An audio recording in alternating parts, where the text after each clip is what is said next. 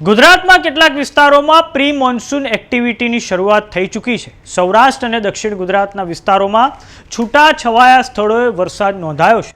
આ ઉપરાંત તાપમાનમાં પણ ઘટાડો થયો છે।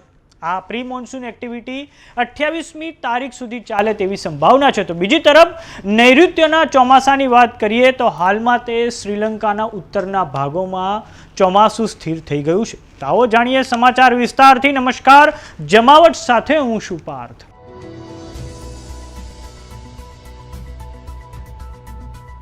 ગુજરાતમાં પ્રી મોન્સૂન એક્ટિવિટીની શરૂઆત થઈ ચૂકી છે। આ પ્રી મોન્સૂન એક્ટિવિટીમાં છૂટાછવાયા સ્થળોએ ઝાપટા પડતા હોય છે।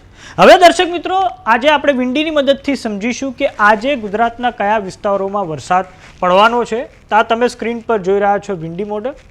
તો આજે બપોરની આસપાસ જે દક્ષિણ ગુજરાતના જે વિસ્તારો છે, ખાસ કરીને જે સુરતની આજુબાજુના વિસ્તારો છે, ત્યાં વરસાદ પડે તેવી સંભાવના છે। આ ઉપરાંત જે સૌરાષ્ટ્રમાં જે ભાવનગરની આસપાસનો વિસ્તાર છે ત્યાં પણ આ છૂટાછવાયા સ્થળોએ વરસાદ પડે આજે તેવી સંભાવના છે। આ પછી વાત કરીએ, જેમ જેમ દિવસ આગળ જશે તેમ તેમ સૌરાષ્ટ્રમાં અને ખાસ કરીને જે રાજકોટની આજુબાજુના વિસ્તારો છે ત્યાં પણ વરસાદ પડે તેવી સંભાવના છે। અને આ પછી જે અમરેલીમાં પણ છૂટાછવાયા સ્થળોએ વરસાદ પડે તેવી સંભાવના વિંડી દ્વારા વ્યક્ત કરવામાં આવી છે।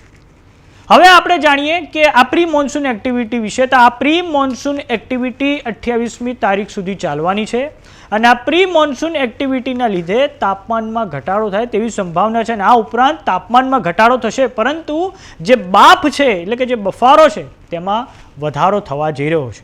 હવે દર્શક મિત્રો, આપણે વાત કરીએ નૈઋત્યના ચોમાસાની। તો હાલમાં નૈઋત્યનું ચોમાસું ક્યાં પહોંચ્યું છે?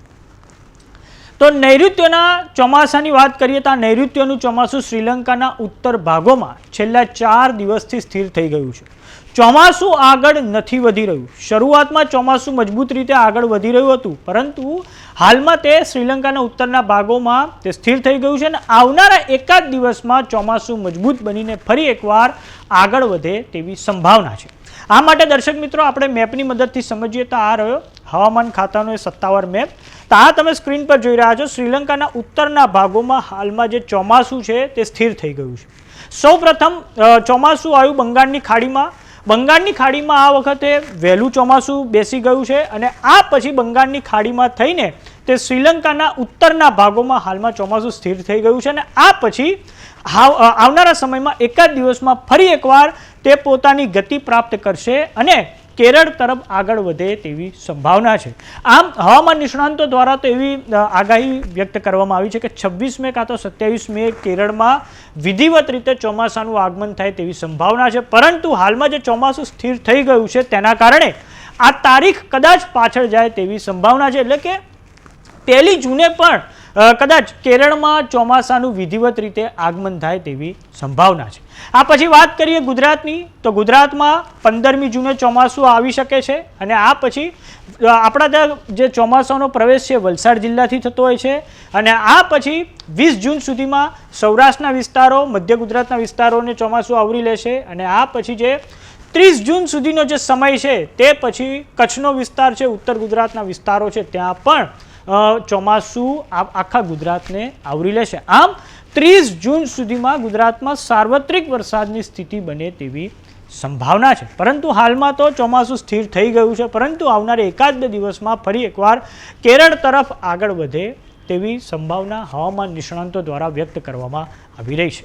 તો સમાચારોમાં અત્યારે બસ આટલું। જોતા રહો જમાવટ।